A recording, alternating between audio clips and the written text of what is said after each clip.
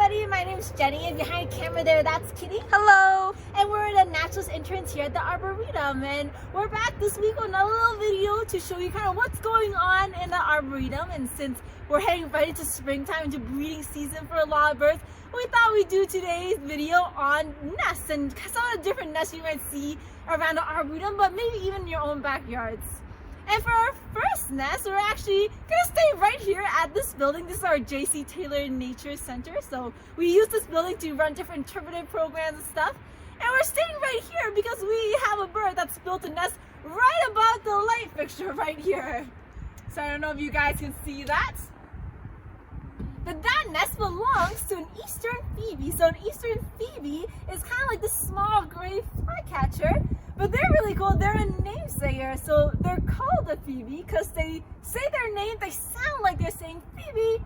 So that's why they're called Eastern Phoebe. And fun fact about the Eastern Phoebe, they were the first bird ever to be bird banded here in North America. So way back when in 1804, John James Otwell actually put a little piece of wire around the leg of an Eastern Phoebe to use that to track its movements and how it returns stuff, which is pretty neat.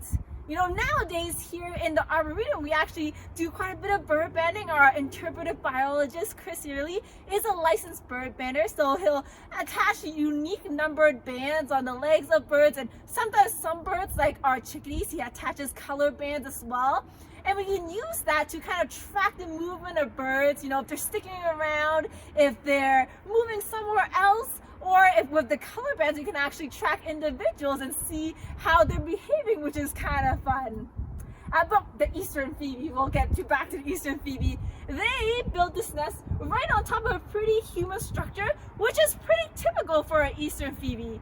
You know, way back before colonization, they used to build their nests on these little nooks and crannies on these cliff faces.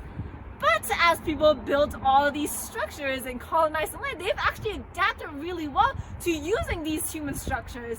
That means that they're one of the birds that have taken really well to urbanization. Their range has even expanded a little bit with urbanization since they're so adaptable to this change in their environment. And if you guys can get a closer look at the nest, maybe with binoculars, through Kitty's binoculars maybe. Yes, I'm going to try something new here. I'm going to show you guys a closer look of the nest through my binoculars.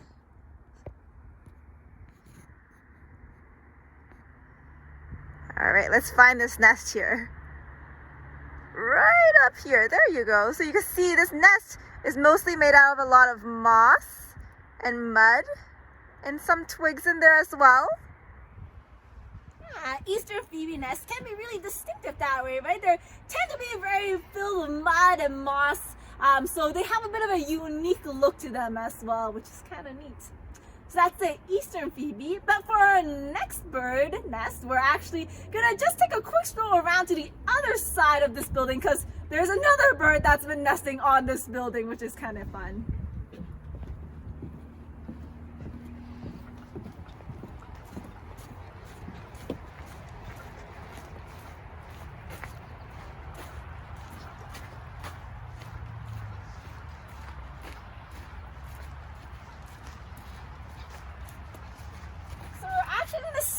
Right here, we're not going to get too close to this nest because it is an active nest. There's a bird that's sitting on it right now, and we don't want to get too close because we don't want to disturb her, but maybe we can get a bit of a closer look with the binoculars at this one as well. Yeah, I'm just trying to focus my binoculars on her right now. She's also built her nest on top of another light fixture. Seems to be a bit of a hot commodity for nest building in this area. All right, so let's take a look at this bird through the binoculars. And she's right on top of the light fixture there. This is a little American robin sitting on her little nest right by our J.C. Taylor Nature Center. What a good mom. Toughing it out in the cold spring weather. And you know, the American robins are a really familiar face for a lot of people with that bright orange breast and that kind of slaty gray back and wings and head. But they're kind of a really cool bird. In their breeding season, they're a bit of a powerhouse. You know, American robin can have up to 3 clutches per year. And that's crazy, right? That's a lot of clutches, a lot of eggs, and a lot of young. The trick is only about 40% of these nests kind of produce living, viable young that survive to fledge. And of those fledged young, only about 25% live to see November later in the year. So those big numbers kind of make out for a bit of a low survival rate, which sometimes is the case in nature. And with the robin nest, just like the Phoebe nest, they have a bit of a unique look to them. So the females tend to start off by choosing a nest site. Usually this is on a horizontal branch that's covered up by foliage to help protect it from predators and stuff. But sometimes every now and then you get a robin that chooses to build its nest in somewhere that's a little more open, or maybe on a human structure like this one has right here. And she'll start off by building nests from the inside out. So she'll use bits of grass and little twigs, and she'll press that into a bit of a cup with the rest of her wing. And once she's got that done, then she starts bringing in a lot of mud. So robins love to use mud in their nests. Their nests tend to have a lot of dirt in them, and she'll use that to kind of fortify the cup she's made. She packs it in, makes it nice and sturdy. And once that's done, she may bring a couple more grasses and stuff to kind of line the cup of their nest as well. So that's kind of how the robin makes their nest. And you know what? We talk about how the females, choose a site and help make the nest, but the male robin is pulling his weight as well. So with the male, courtship feeding is actually a really big behavior for these guys. He'll come back and bring food to her, and he'll actually make up about 1/3 of her diet with the food that he brings back. And all this extra food is really important for her. That's a lot of energy she needs to pump out eggs, and it can actually make a difference in the size of her clutch as well. So they kind of average between anywhere from 3 to 6 eggs per clutch. But with a lot of extra feeding, they can get up to maybe even as much as 6 to 8 eggs per clutch, which is pretty special, right? So both parents are pulling their weight here with this nest and this egg. So that's pretty cool. And we should make a note that we did come here. We've been checking this nest out for a while. We did come here earlier last week, and we did notice that she already has a chick inside her nest. So at least one of the next eggs have already hatched. So she's sitting on a little nestling right now, which is pretty exciting. Yeah, they'll usually lay about an egg a day. So they'll probably be more young as the season progresses. So we'll keep an eye out on her, and maybe we'll post updates on how her young are doing, which is kind of fun. Yeah, and if you do have a nesting bird near your house or another nearby structure, we should add a note that it is very nice to see them, but we want to keep our distance because we don't want to bother them too much when they're laying eggs, especially if we get too close. Then that may cause the parent to get a little bit scared and leave. So we want to make sure that we give them lots of space and watch from afar. And maybe we'll take one last look at her through binoculars because she is a pretty dapper looking bird. Pretty cute. All right, let's focus on her again. There she is, looking straight at us. So we stay back here so she doesn't get scared and fly off, because if you do get too close, she does tend to fly off after making some angry noises, but she's always come back, so we're just staying back to give her a little bit more room. And you can see, even with the distance we're keeping, she's keeping an eye on us. Yeah, she's a very, very good mom, doing her best to protect her babies. All right, so we are gonna go to our next nest spot. That is a tough couple of words to say, but we're gonna go to our next nest spot. So we're gonna follow Jenny.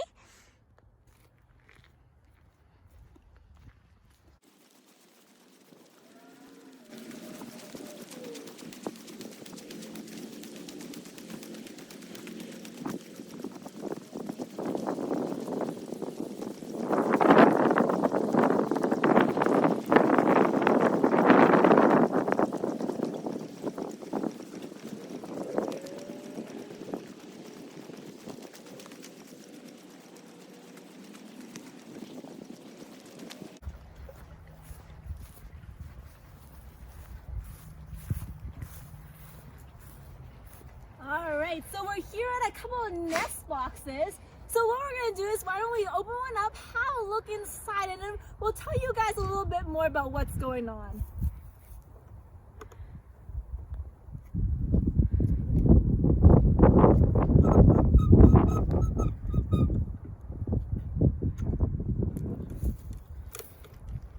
And I can pass it off to Kitty to tell you guys a little bit more about this one. Hi, all right, so this is one of the many nest boxes that we have here in the Arboretum, and in previous years this nest box was actually occupied by a house wren. So we take a look inside. This is what the nest of a house wren looks like. Now, house wrens are a really neat little bird. They have a pretty big range. They live here all the way up in Canada to all the way down in South America. So they have a really big range, but they are a fun, neat little bird to have around. They are small and compact and brown, and they have a really unique song. So when I say the word bird song, I'm talking about the noises that birds will make to help them attract a mate or to defend a territory. Birds will also make calls, and these are the noises that they make if they are feeling angry or threatened by a predator, or maybe even to just keep in contact with their flock mates. But some birds will sing to attract a mate or defend a territory, and house wrens definitely do. Their song is very unique. A lot of times I hear them even before I see them. They sound really explosive and bubbly and loud, so they're a fun one to learn. If you learn that song, you might start noticing house wrens near you or your home, so that's pretty awesome. But of course, house wrens, they build a very special nest. So inside this nest box, it's jam-packed full of twigs in typical house wren fashion. And that's exactly what house wrens like to do. They are a cavity nesting bird, so that means they like to build their nest inside of holes.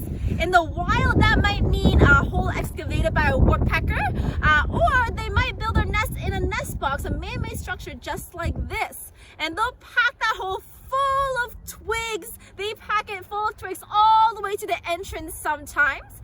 And then they'll sit on top of this pile of twigs, and they'll make a little depression, a little cup inside of that nest, and they'll sometimes line it with things like grasses or feathers or spider egg sacs, which seems like a pretty weird house decoration, but it certainly adds a little bit of coziness to their nest, they seem to think anyways. So if you take a look here, all those white parts there are spider egg sacs. And we think that it actually serves a purpose. It's not just for fun, but it actually serves an important purpose. See, over time, these nests might accumulate things like insects or parasites that might prey on the nestlings. And of course, the house wren parents, they don't want that. That's no good. So they may be putting these spider egg sacs inside of their nests to help protect those nestlings. And when those spider egg sacs hatch, those spiders might prey on the parasites, and that will prevent them from hurting the nestlings, which I think is pretty cool. And of course, for such a tiny little bird, the house wren certainly is a ferocious nest builder. They are very competitive for nest sites. Even though they weigh only about 2/4, so they're very small, they've been known to even kick other birds out of a nest site if they want that nest site. Though they're known to even kick eggs or nestlings other nestlings out of the nest site that they want. So they're really competitive. And in some places, they're actually the main cause for nest failure for birds like barns are tree swallows and prothonotary warblers and other cavity nesting birds. But of course, with a lot of cavity nesting birds, when we are doing things like clear cutting forests or managing woodlots or removing dead trees, we're also removing a lot of natural tree cavities for them to nest in. And that means one thing that we can do to help is provide available nest sites in things like nest boxes just like this. So this is one thing that the Arboretum does to help cavity nesting birds, and we have all sorts of these in the Arboretum. We have things like house wrens and tree swallows and bluebirds and all sorts of things, so that's pretty awesome. All right, for our next nest, we are gonna walk a little bit and take a look at another human-made structure we have here for nest building birds.